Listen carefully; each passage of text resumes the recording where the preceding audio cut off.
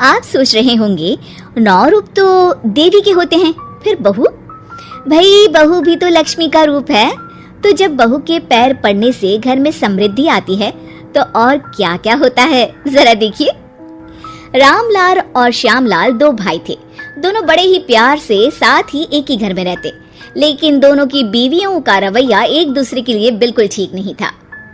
एक दिन रामलाल की बीवी कहती है, अरे रमा, ये क्या कर दिया? सारा कचरा पूरे घर में फैला दिया।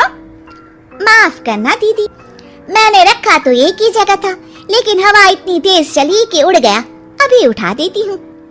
हाँ हाँ जल्दी करो।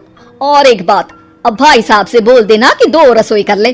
पता तो है मेरा बेटा सोहन बड़ा हो गया है, अब लड़की वाले भी आने लगे हैं, तो उसकी शादी हो ही जाएगी इस साल। हाँ हाँ दीदी, मेरा बेटा विहान भी तो बड़ा हो गया है और उसकी भी तो शादी होनी है।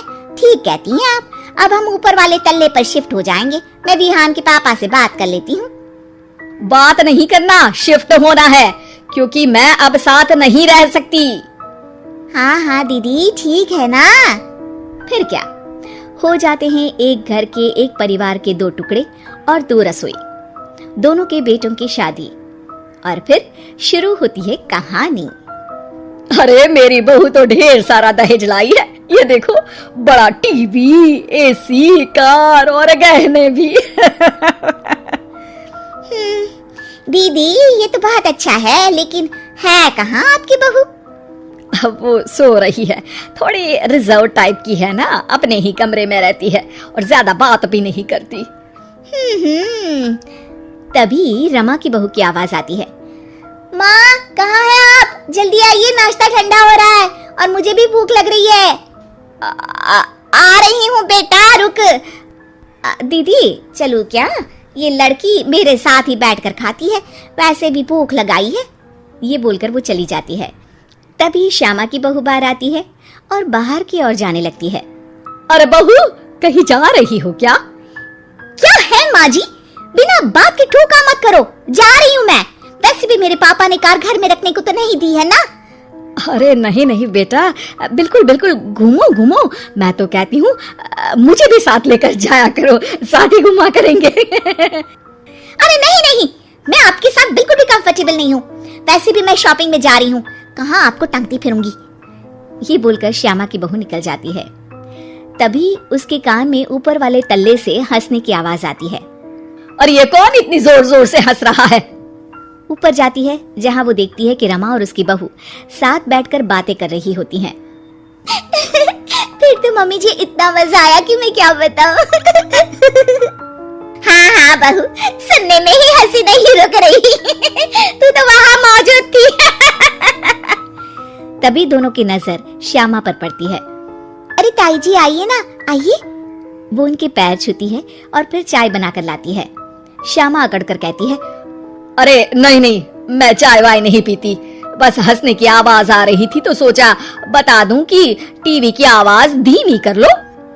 अरे टीवी, वो देखो दीदी, धूल खा रहा है, वक्त ही नहीं मिलता देखने का। बहू के साथ वक्त कैसे बीत जाता है, इसकी बातें और किस्से कहानी किसी सीरियल से कम नहीं होते। श्यामा को खुशहाल रमा को देखकर जलन होती है। हाँ हाँ, मैं तो तंग आ जाती हूँ इतनी सारी बातें करके, मुझे तो सुकून पसंद है। ये कहकर श्यामा चली जाती है। अगले दिन रमा अपनी बहू के साथ घर से जा रही होती है कि तभी दरवाजे में श्यामा उन्हें टोकती है। अरे कहाँ जा रही हो दोनों? अरे देखिए ना दीदी, इसे शॉपिंग करने जाना था। मैंने कहा अकेली चली जा, तो कहने लगी मम्मी जी आप घर में अकेले बोर हो जाओगे ना, आप भी चलो हमारे साथ। अरे अब इस उम्र में तू कहाँ घूमेगी? अब देखते हैं दीदी, जहाँ ये लड़की घुमा दे। अब मेरी बहू भी कल गई थी कार चलाकर। हाँ। तभी रमा की बहू कहती है, ताई जी मुझे तो कार चलानी नहीं आती, लेकिन हाँ इस सुहाने मौसम में मम्मी जी को स्कूटी की सैर करा देती हूँ। श्यामा का मुंह बंद हो जाता है। वो अपने कमरे में चली जाती है, जहाँ उसकी बहू बैठकर अकेली टीवी देख रही होती है। बहू, तू भी कुछ बातें किया करना, मैं अकेले अकेले बोर हो जाती हूँ। तो क्या मैं यहाँ आपको एंटरटेन करने आई हूँ? देखिए मम्मी जी, मैं तो सिर्फ ये कहना चाहती हूँ कि ये टीवी मेरे पापा ने दी थी, तो ये टीवी कल तक मेरे कमरे में लग जानी चाहिए, समझिए आप? ये बोलकर वो वहां से चली जाती है।